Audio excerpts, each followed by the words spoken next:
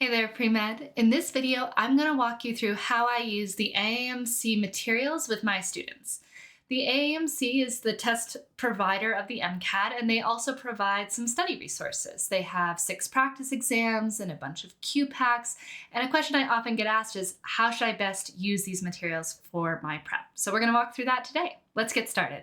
The AAMC has 2 free practice exams, the unscored AAMC sample test and the AAMC free full-length exam. All the other resources we're going to talk about in this video are included in their paid online-only bundle, which you can get through the AAMC website. If you are on the fee assistance program by the AAMC, you'll get a year's free access to these materials, so definitely check out if you qualify. I've included the link to the fee assistance program in the caption below. When you purchase the online-only bundle, you'll have access for a whole year, so you might as well purchase it early in your prep and get started using these resources right away. Let me show you how to navigate to the prep portal and which resources you should start with. All right, so when you log into aamc.org, you're going to want to navigate to this page, Preparing for the MCAT Exam. The easiest way to get here is to click Applying to Medical School, Prepare for the MCAT Exam. From here, you're going to want to click MCAT Official Prep Hub. This is what's going to get you to the products. This is the page, by the way, that I would bookmark on your browser, as sometimes it's hard to navigate through the AAMC website every time. This is the paid resources. This is what will show up when you purchase the bundle, but we're going to start with the free resources just so you can see what we have here. So if this is your first time logging into the portal, you can navigate on the left-hand side to free resources and see what's available for you. There's a lot of little resources that are nice to use. The ones that I focus on are, of course, the exams, the free sample test. This is the unscored one, and the free practice exam.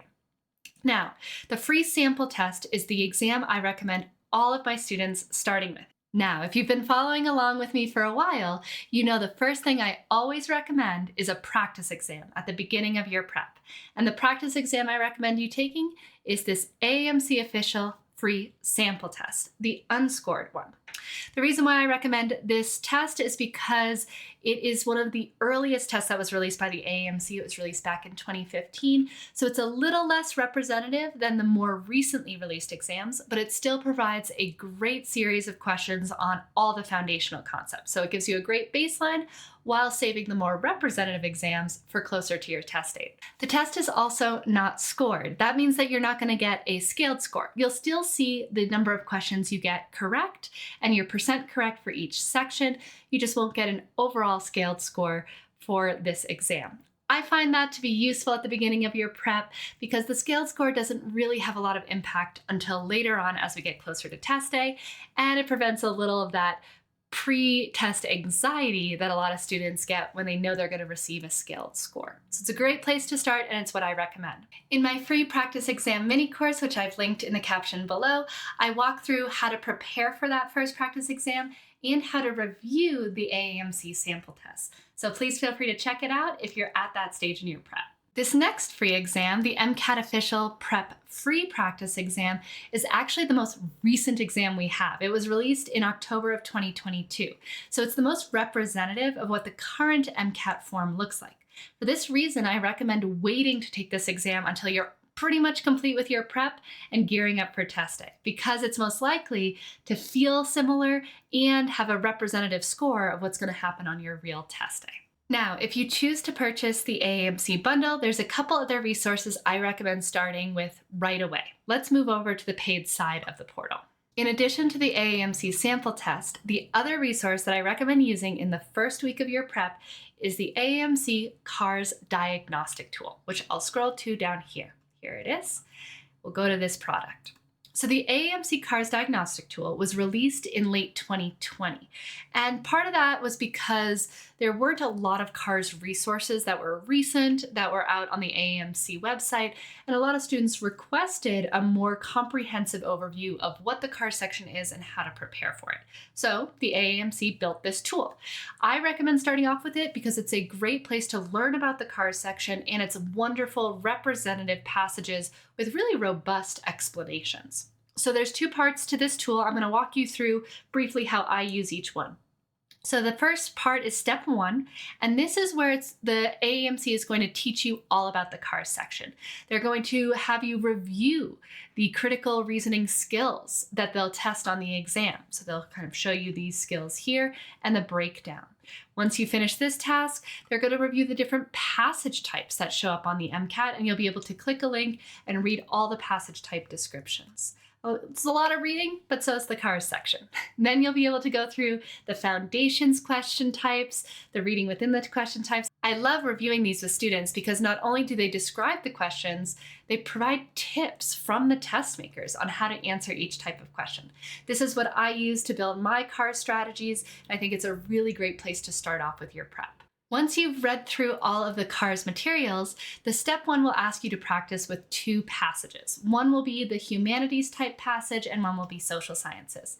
They also have an opportunity to watch a video walkthrough from one of their test makers going through details of each passage and how to answer each question. Again, it's a great place to start to see where your baseline is and understand the review process that's important to building CARS skills. Once you've completed your reading and your 2 passages in step 1, you'll be able to move on to step 2, which is a bunch of CARS passages that are AAMC style with good explanations. They have 168 questions in this set, so you'll be able to go into it, do a couple passages at a time, and really build your skills over your first couple weeks of your prep. I recommend completing 2 to 3 passages in a sitting every day that you study for the MCAT in this step 2 passage set. You can click here, but the easiest way to access those passages is to click practice in the upper left corner. You'll be able to see the 2 passages for the step 1 and the step 2 here. So you'll see there's 169 questions. You have plenty to work with. And I usually ask students to complete this within the first month of their prep. Untimed passages, just seeing where their strengths and weaknesses lie. Once you complete all the passages, you'll be able to click this Content and Skills button, and it will give you a breakdown of your different skills in the questions and how comfortable you are in each of the passage types. Do you prefer humanities, social sciences, etc., which will help you target your prep in the future. So we start with the AAMC sample test. You'll take it and review it, and then you'll dive into CARS practice with daily passages and understanding how the AAMC tests these CARS questions with the step 1 of the CARS Diagnostic Tool. Before we get into the rest of the QPacks, I want to talk about the rest of the AAMC exams. They're labeled 1 through 4, and then of course we still have that free full-length practice exam. That's our most recent test. I want you to go through those in chronological order. So your next exam after the sample will be AAMC 1, then 2, then 3, then 4, and your last exam before test day should be the new AAMC free practice test. Now, generally speaking, I recommend to take exams no closer than a week apart, so at least a week between exams. Depending on your prep length, you can be taking these weekly, bi-weekly, or even monthly. So plan that out at the beginning of your prep and treat each of those practice exams as if they're the real test.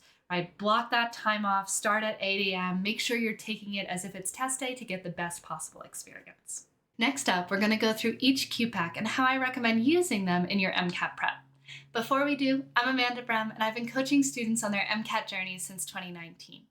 Please remember to subscribe to this channel for more videos on MCAT content, test-taking strategies, and mental fitness tips to help you perform your best on test day. And if you'd like to join me in my next MCAT cohort, please check out the link in the caption below. All right, we've talked through the exams, we've talked through the CARS Diagnostic Tool. Let's go through the rest of these QPacks. The CARS QPacks are solid. There's 2 of them. They're each 120 questions or about 20 passages. They're a little bit more dated than the Diagnostic Tool. All these QPacks were created and released in 2015, and you won't get as high quality explanations as you will in the more recent materials. They don't go through each answer choice, for example, and explain why each one is right or wrong.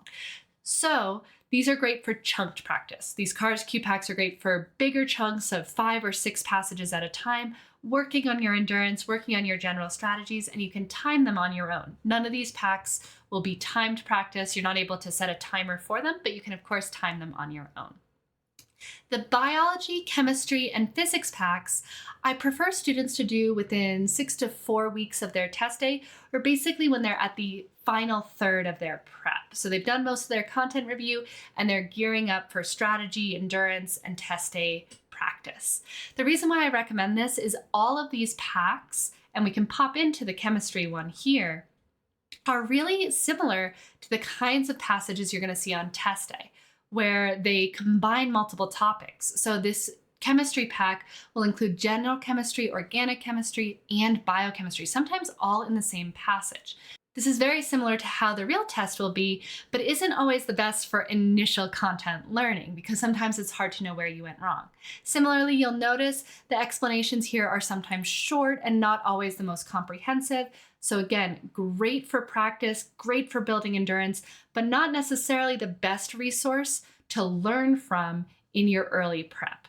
You also don't have to complete all the QPacks. For example, if biology is one of your strengths, you don't have to complete both QPacks, but it may be great to start building endurance or doing active practice, again, in those bigger chunks of 4 to 6 passages at a time, especially in your challenge areas.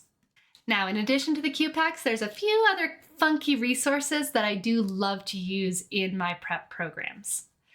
The first one is this independent question bank. It used to be called flashcards because back when they first released this MCAT in 2015, all of these questions were actually sent to students on physical flashcards for them to practice with. Now everything's on the computer, so of course we have the questions built into an online platform. Now these independent question banks are 25 questions in each subject area, and they're all standalone. All right, so none of them are passage-based. They're all standalone questions that you answer.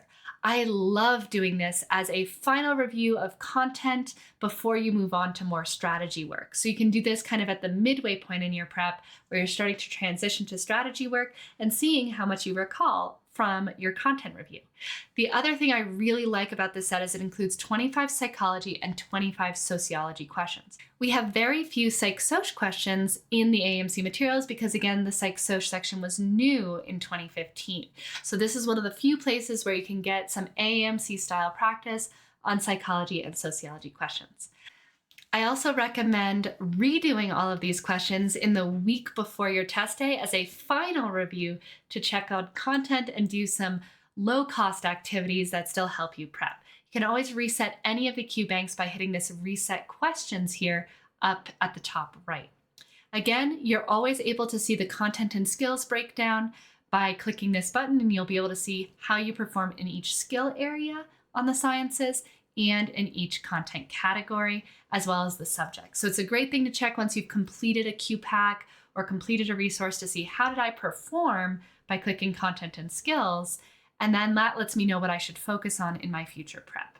The last two resources that I highly recommend students use are the official guide questions and the section bank. We're going to go to the official guide first. The official guide is 30 questions in each of the 4 sections. It's kind of like a half test, all right, where they're going to have 30 questions, and then for the sciences, the last few questions will be standalones. This is a great way to do kind of a half test performance if you don't want to take a full-length exam or you want to do a last test-like performance in the week before your test day, but you don't really want to take a full length. So this is something where for most of my students, I'll have them do this like 4 days before their test day, starting with Chem Phys, taking a 10-minute break, doing CARS, taking a 30-minute break, doing Biochem, 10-minute break, and finishing with Psych-Soc. So that way they can do kind of a dress rehearsal of the test day experience 3 or 4 days before without having to complete a full exam and get tired. These are great questions. Again, they were released in 2015, so slightly dated, but they still have great critical reasoning skills that they test and good graphs and figures in the passages. So a great thing to do as a supplement in the last week of your prep or as a replacement for a full length if you're not able to do a full length in one of your weeks of prep. Finally, we're finishing with my favorite. This is the section bank. All right, the section bank is the one resource that I would recommend purchasing even if you don't decide to purchase the entire pack. You can purchase each of these packs and exams individually if you just hit purchase products here. And this is the one where I'd say if I was to pick one resource in addition to the exams, it would be the section bank. Here's why. The section bank has 100 questions in each of the science sections, and you'll notice they're labeled Chem Phys, Biochem, Psych Soc. These passages and questions are exactly like what you would see on test day. They're challenging, they've got lots of data, they've got critical reasoning skills, they go in the same type of order of several passages and then a set of discretes. They mix in all the different sciences. They're beautiful examples of what you're likely to see on test day. Many of my students also feel like they're quite challenging, which is great practice, right? If you can get through 100 challenging questions in each science section, then you'll feel a lot better when you get to test day. So I recommend completing these starting 3 weeks before test day. There's 100 questions, that's 12 passages plus the standalones. And what I usually recommend doing is splitting it into thirds. So 4 passages and any associated standalones in each of these 3 sections each week for the last 3 weeks of test day. So that will get you to the 12. So it's a great thing to practice again as kind of a performance, doing it under timed conditions, putting on a timer for yourself, and really seeing how you can apply those critical reasoning skills to very, very representative questions like you would see on test day. So I love the section bank. I think it's great prep in that last month before your exam. All right, those are the AAMC materials and how I recommend using them in your prep. As always with these strategies and resource videos, these are recommendations. They're just suggestions for your prep. Please feel free to always prepare and utilize resources in the way that's best for you. I hope that video was helpful. If it was, please send it to your pre-med community so that we can all support each other on this challenging journey. I'll see you in the next video, and as always, happy studying.